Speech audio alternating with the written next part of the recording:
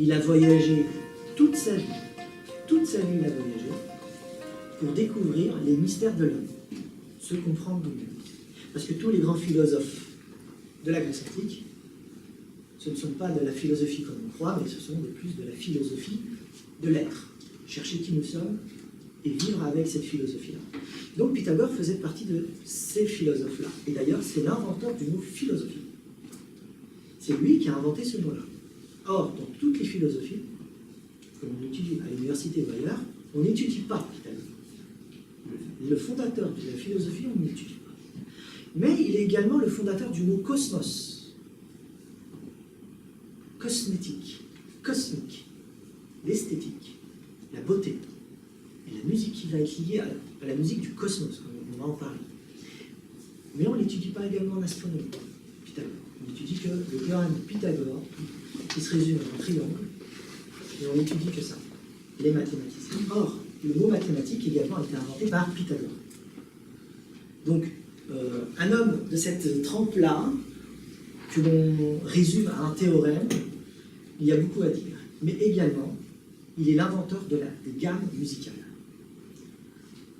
Nos musiques que l'on utilise, parce qu'on a plusieurs types de musique, nos musiques découlent de la théorie des gammes de Pythagore. Et je vais vous raconter sa petite histoire pour vous montrer comment il a découvert la musique, pas l'astronomie et les mathématiques, mais la musique, ce qui nous concerne, pour vous montrer l'envergure de cet homme. Donc, Pythagore, un jour, se promène dans sa ville et il entend le bruit d'une forge. Il écoute et entend résonner l'enclume avec des marteaux. Il y avait deux formes de marteaux. Un marteau petit et un marteau un peu plus lourd. Donc, il écoute la résonance en marchant sans faire attention à ce qu'il se passe. Et instinctivement, en entendant le bruit de fond dans le marché avec cette forge, il fait une expérience. Comme ça, par inspiration. Il serre les dents. Et en serrant les dents et en entendant la forge, ça crée la résonance intérieure. Et en entendant la résonance intérieure, ce qu'il a entendu, c'est que, pour nous qui est d'une logique implacable, il faut se remettre dans le contexte de l'époque, ce n'était pas aussi connu que ça. Toutes les sciences que l'on connaît aujourd'hui se sont développées grâce aux philosophiens des Grecs, dont l'un des pères fondateurs de la philosophie grecque est Pythagore. Donc tout ça, c'était pas connu. Pythagore entend la grosse masse, et entend la petite masse en serrant les dents, et entend et ressent en lui des vibrations qui sont liées au poids du marteau. Et il fait une association. Il fait l'association entre le volume et la fréquence, et le son qui en sort. Quand c'est gros, c'est un son large, vaste et grave, mais quand c'est plus petit, la masse, c'est un son plus aigu et plus court. Qu'est-ce qu'il fait? Il va inventer ce qu'on appelle plus tard, ce qui est devenu plus tard, la cithare, la guitare. Il a inventé ça. Il y a une grosse discussion, des gros débats autour de ça, mais bon, il a pris une planche de bois, il a pris une corde, il l'a tendue sur sa planche de bois. Comme tout personne un peu fou comme lui, c'est-à-dire les génies, personne ne les comprend. Donc il fait ça, les gens se posent des questions, qu'est-ce qu'il fait? C'est un Noé à sa façon, personne ne le comprend, mais lui, il prend la corde et il met un petit cran pour bloquer la corde et la coupe en deux. Sans la couper, mais la bloquer, pour diviser la corde par deux. Ce qu'il comprend, c'est que la longueur divisée par deux, on est dans les maths, la longueur divisée par deux donne la même note à une fréquence moindre. Imaginons ça c'est le Do, vous la multipliez par deux, ça donne le Do à une fréquence haute. Il a découvert l'octave. Voilà, l'invention des gammes. Rien que ça. Et ensuite, il s'est amusé à faire des mathématiques, parce que c'est lui qui a inventé le mot mathématique, donc il peut s'inventer. Je vais expliquer d'où vient le mot également. il prend la moitié, et il la divise par deux. On a le tiers. Et qu'est-ce qui se passe? Il découvre les quintes, les quartes. Toute personne qui fait un peu de musique a déjà entendu ces notions-là, c'est Pythagore. Il comprend que la notion de la longueur et du volume, lorsqu'on divise par des fractions mathématiques, on a des notes. Et ce qui est extraordinaire, c'est qu'il a introduit les maths dans la musique. C'est le premier à avoir fait ça. Parce qu'auparavant, la musique n'avait pas de mathématiques.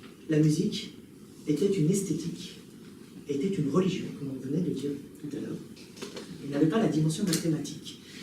Et la mathématique, pour revenir à ça maintenant, c'est Pythagore, comme je viens de vous le dire, qui l'a inventé. Enfin, il n'a pas inventé les mathématiques, mais le mot en lui-même, mathématique. Ben, Pythagore a donné une dimension à la musique mathématique, donc scientifique, mesurable, que tous les scientifiques d'aujourd'hui découvrent et raffolent à travers les ondes, les fréquences, les dimensions et la mesure de la stochastique, on appelle ça, c'est les ondes. Et ça nous permet de comprendre la structure de l'univers par des fractions et des divisions et tout ce que vous voulez dans les sciences.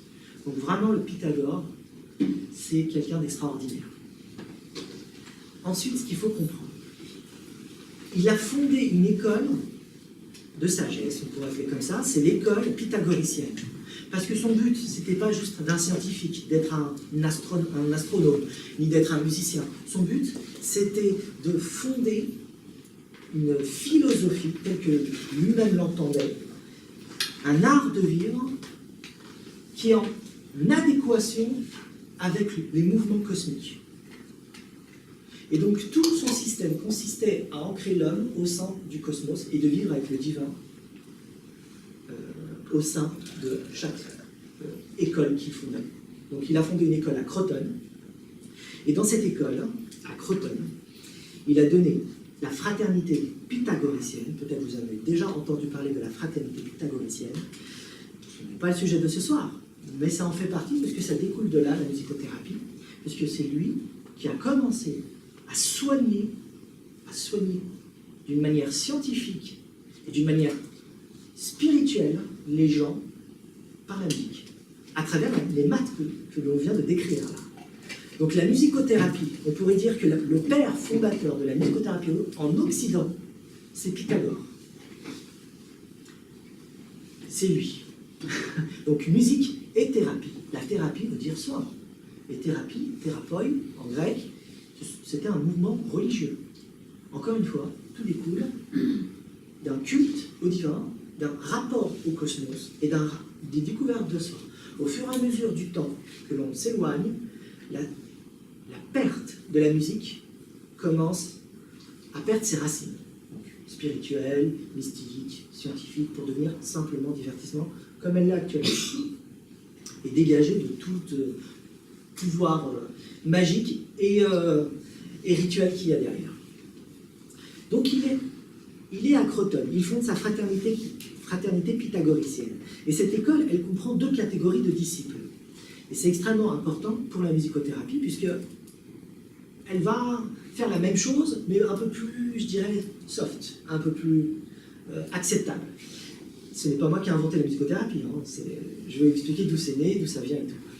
Donc il a mis en place les acousmatikoi et, à côté, les mathématikoi. Acousmatikoi, acoustique, ça veut dire ceux qui écoutent. Et mathématikoi, ça veut dire ceux qui savent, ceux qui connaissent, ce sont les initiés. Donc, les mathématiciens pour Pythagore, le père fondateur de la musicothérapie, ce sont ceux qui connaissent les fondements mathématiques de l'univers et qui comprennent le secret de toute chose. Alors que les acousmatikoi, ce sont ceux qui sont à l'extérieur, qui sont encore au seuil. Donc il y a ceux qui sont à l'extérieur et ceux qui sont à l'intérieur. Et ces acousmatikoi écoutaient 5 ans Pythagore, sans avoir vu son visage. Ils se cachaient toujours derrière un voile. Donc ils entendaient l'enseignement de Pythagore sans avoir vu son visage. Un grand mystère. Et Ensuite, Pythagore, on découvre qu'il a fondé quelque chose. Hélas, on n'a pas d'écrit de Pythagore. Ça, c'est l'un des gros soucis de toute personne qui recherche en musicologie ou bien en musicothérapie. On n'a pas d'écrit de Pythagore. On n'a que des écrits par intermédiaire, des fragments, des autres qui ont écrit sur Pythagore. Donc Aristote parle de Pythagore, Platon parle de Pythagore, et ainsi de suite, ainsi de suite.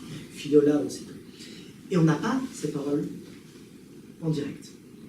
Donc il faut être un peu méfiant sur ce qui est dit sur Pythagore également. Pythagore fonde quelque chose d'extrêmement important, qui fonde également toute notre musique. Personne ne le sait, mais ça fonde notre musique. C'est l'harmonie des sphères.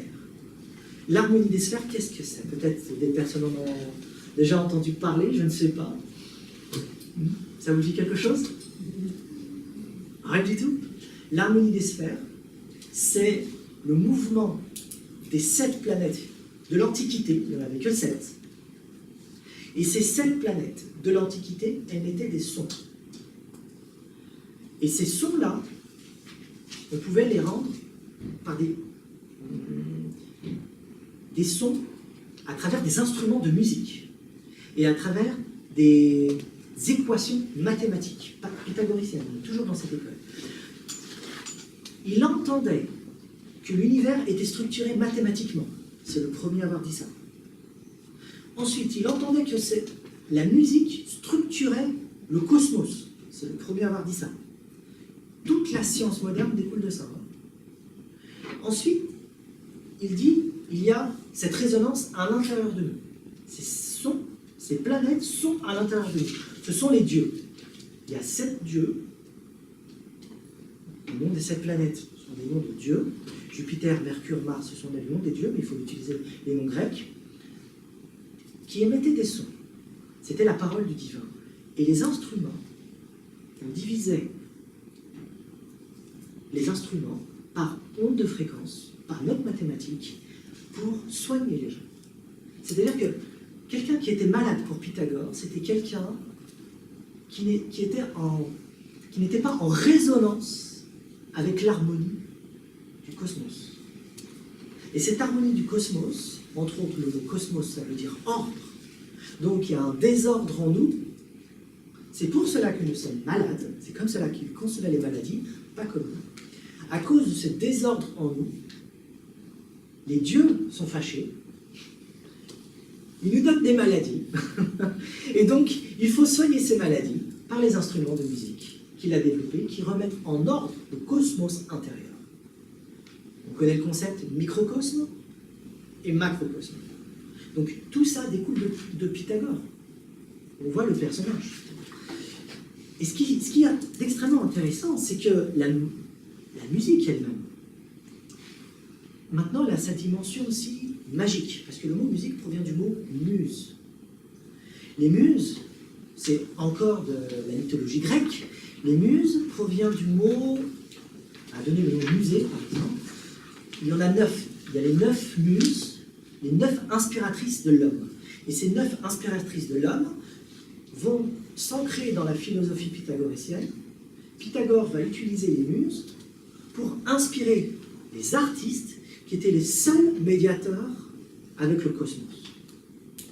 Les seules personnes qui pouvaient entrer avec le cosmos et régler les maladies de chacun, c'était la musique et les muses.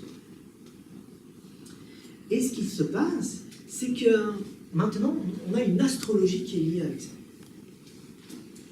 Alors, les planètes, le microcosme, les maladies, le désordre, on va créer des instruments pour soigner les gens.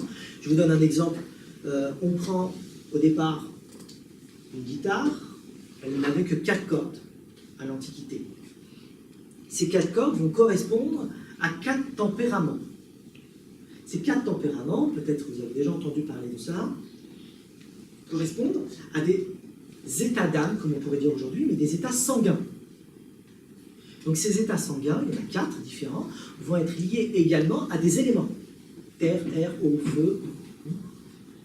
Et donc, chaque personne est liée à un élément, est liée à un état d'âme, est liée à une résonance, Et pour Pythagore, quand il y a une disharmonie de tout ça, un désordre, il faut rétablir l'ordre en utilisant un instrument.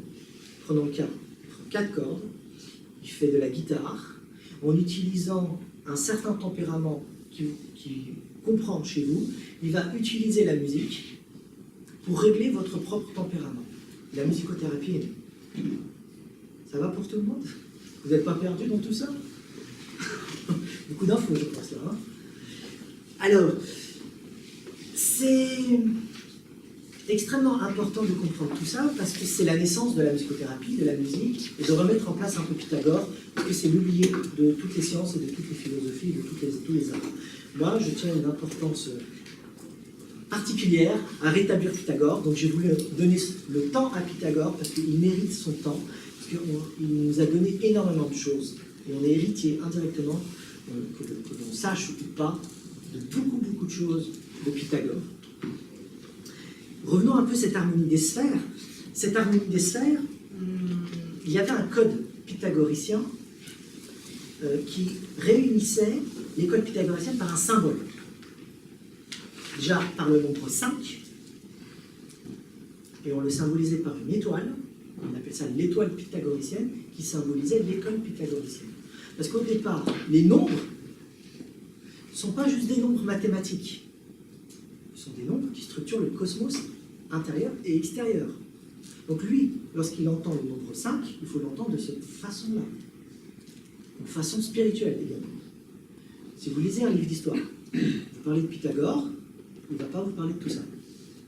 Il va vous parler de Pythagore qui a fait ci, qui a fait ça, mais il ne va pas vous parler de tout ça. Cette dimension symbolique, elle n'existe pas. Donc c'est extrêmement important à comprendre que tout est nombre, tous les scientifiques le disent, mais c'est Pythagore qui dit ça, au départ. Tout est structuré par le nombre. Et ce nombre 5, le pentagramme, le pentacle, comme on veut, elle a une particularité, c'est qu'elle contient le nombre d'or. Et le nombre d'or, aujourd'hui, ça fait fureur. Tout le monde en parle, tout le monde est en train d'en parler de toutes les façons et de toutes les manières, parce qu'on comprend que le nombre d'or est le nombre de l'esthétisme, mais également ce qui structure le cosmos par rapport à la mathématique, mais également le corps humain, également la nature à travers une fleur, une plante, mais à travers la morphogénèse, c'est-à-dire la naissance des formes chez les animaux, l'embryologie, la naissance des enfants au sein des ventres des femmes, tout ça est structuré par le nombre d'or. Le nombre d'or est un nombre mystérieux, parce que le nombre d'or, il est infini, c'est un nombre irrationnel. Qu'est-ce que tout ça a à voir avec la musicothérapie, vous allez me dire? On y est. On touche une dimension immesurable, incommensurable au sein de la musique. Quelque chose qui n'est pas mesurable. Lorsqu'on écoute une musique, lorsqu'on joue de la musique, on touche quelque chose qui est de l'ordre de l'incommensurable, le nombre irrationnel. Ça veut dire quoi?